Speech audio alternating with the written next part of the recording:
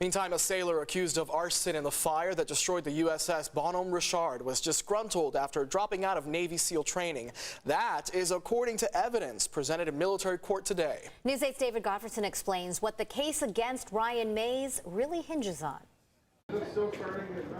Seaman apprentice Ryan Sawyer Mays wore a mask as he walked into military court Monday morning at Naval Station San Diego.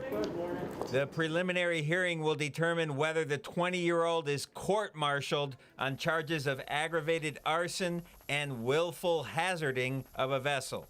Investigators believe the arsonist responsible for the fire was wearing a mask when a witness spotted him walking down to a lower area of the Bonhomme Richard where the fire started.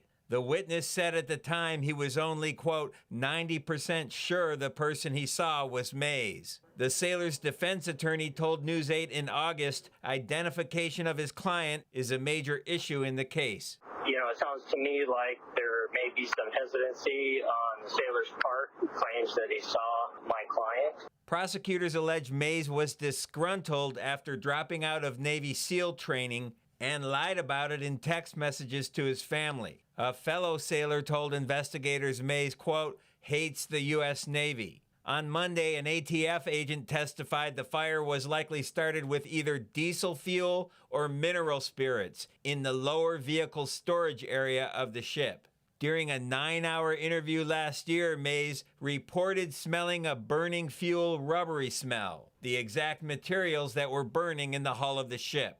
Investigators also allege that Mays was heard mumbling to himself that he was guilty while in custody at the Miramar brig. He denies making any admissions to anybody, and he's always denied any involvement in the fire on board the Bonhomme Richard. There apparently is no DNA or fingerprint evidence tying Mays to the crime scene. If convicted on both counts, he faces a maximum of 35 years in prison. Jesse? Now, David, we know the ship was, of course, a total loss. Are other crew members facing any kind of disciplinary action because of the fire here?